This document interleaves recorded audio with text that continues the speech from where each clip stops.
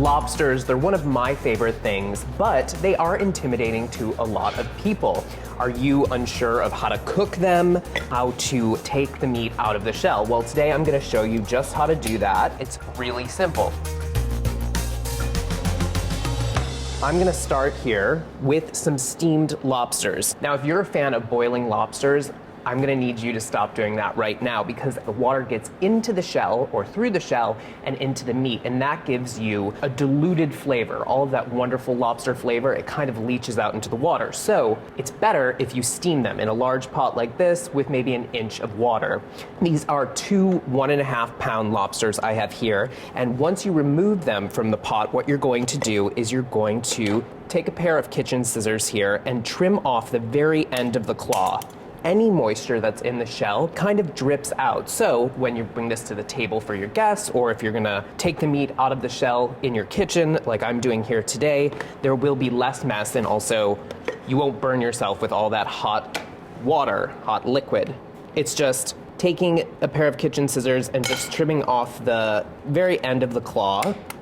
You can also remove the rubber bands at this stage, and you can see how much liquid is actually draining out of the lobster. So now it's time to take the meat out of the shell. Now, one thing that I didn't mention is that if you're in the South or if you're in a warmer climate, you might find the cousin of this traditional cold water lobster with claws, and that is the spiny lobster. And it's called the spiny lobster because the shell right here is really spiny. It's also called a rock lobster in other places, and there are no claws. The meat in the tail is really what you're looking for here. It's a little bit tougher in texture than their cold water cousins, but they're perfectly delicious, especially if you're on the beach. Now, to start with the lobster, what you should do is remove the claws. So take the claw and you're going to twist and separate the claw and the knuckle, which is this portion here, right from the base of the body. So again, you're going to twist and remove the claw in one big piece. So now, to separate the claw from the knuckle, all you have to do is give it a good twist. Now, if your lobsters are hard shell like this, it depends on the season of the year, you can use one of these towels to help you so you don't kind of hurt your hands. And now, to take the meat out, you can use one of these crackers here. These are really helpful in breaking through that tough shell, but I like to use the back of my chef's knife, and at the widest part of the claw, you're going to give it a good whack. So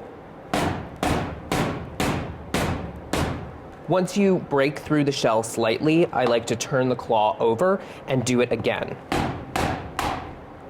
So once you crack into the shell, you should be able to release the end of the shell here, exposing the meat, and then you're going to take the thumb of the claw, as I like to call it, and you're gonna pull back until you hear it break, and then give it a twist.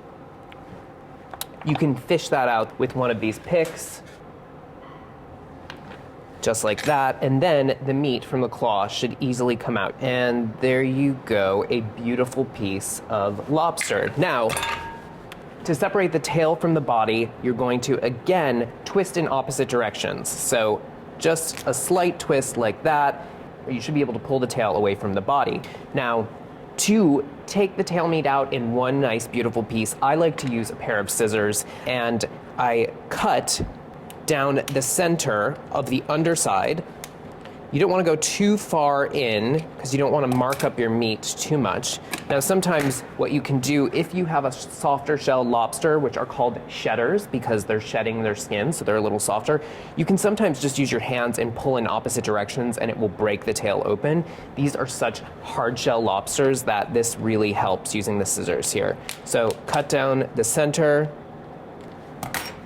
and then you should be able to put pressure on each of the sides here and open the shell up, just like that. And then you should have one nice, beautiful lobster tail, just like that. And now, if you're really a lobster enthusiast and you like this green part here, this is actually the liver of the lobster, and it's called the tamale. Now, it has a salty, briny, really intense, rich lobster flavor, and a lot of people like it, but if you don't, you can discard the tamale and the rest of the shell here. There is some meat in and around here, but you just have to kind of pick through it. So there you go. With a little bit of patience and also a little bit of practice, you will be cooking and shelling your lobsters like a pro. Enjoy, guys.